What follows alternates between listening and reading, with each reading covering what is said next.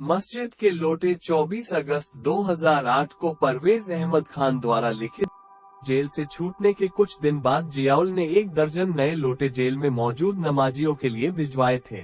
उस वक्त ज्यादा से ज्यादा मुस्लिम बंदी नमाज पढ़ते थे। पुराने बंदी छूटते रहे, नए आते रहे, नमाज होती रही और लोटे हर नमाज में वुजू के काम आते रहे। रमजान के पूरे महीने मुस्लिम आबादी व मोहल्लों में रौनक, चमक दमक, खुशी का माहौल रहता है। जेल में भी रमजान के महीने में खूब रौनक रही। नमाज, रोजा, इबादत होती रही। ईद आई। जेल के तमाम मुस्लिम बंदियों के साथ साथ कुछ गैर मुस्लिम बंदियों ने भी ईद की नमाज पढ़ी। सभी के काम यही लोटे आते रहे। धीरे धीरे वक्त बीता, सर्दियां गई और गर्मियां आ गई। मस्जिद के लोटे अब लोगों को पानी पिलाने के काम भी आने लगे। अब तक नए लोटे पुराने हो गए थे। जेल के पुराने बंदियों की तरह कुछ लोटों के तलों में काई भी जम गई थी। बाहर का रंग भी बेरंग हो गया और देखते ही देखते कुछ लोटे बद से बदसूरत, बेकार के हो गए। उधर नमाजियों की तादाद धीरे धीरे कम होती चली गई। ऐसा न था कि मुस्लिम बंदियों की तादाद जेल के अंदर कम हुई हो, तादाद तो पहले से भी लगभग 2 गुना हो गई थी।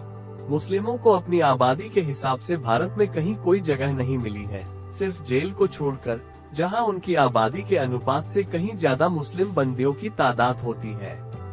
नमाजियों की तादाद पहले का मुकाबले में नाम की ही रह गई थी। कुल मिलाकर 2-4 नमाजी ही रह गए। यो भी ऐसे कि कभी पड़ी तो कभी छोड़ दी। मस्जिद के लोटे इधर उधर पड़े रहने लगे। कुछ हवाओं में उड़कर गंदी जगहों पर जाकर गिर गए। जो लोटे गंदी जगहों पर गिर जाते, उन्हें गंदा, नापाक होने की वजह से अब ये लोटे युजूह के काबिल नहीं रहते थे, तो इनको लैट्रिन, टॉयलेट के लिए इस्तेमाल में लाया जाने लगा। नमाजियों ने कभी भी लोटों का ध्यान नहीं रखा और एक के बाद एक वुजू के ज्यादातर लोटे गिर गिर कर खराब, नापाक होते रहे और बेकार हो गए। सारे बेकार लोटे अब लैट्रिन, टॉयलेट के काम आने लगे। जो 2 लोटे बाकी बचे थे, अब यही वुजू के काम आते हैं। मस्जिद के लोटों की तरह ही तो टूटे फूटे मुस्लिम रह गए हैं, जो कि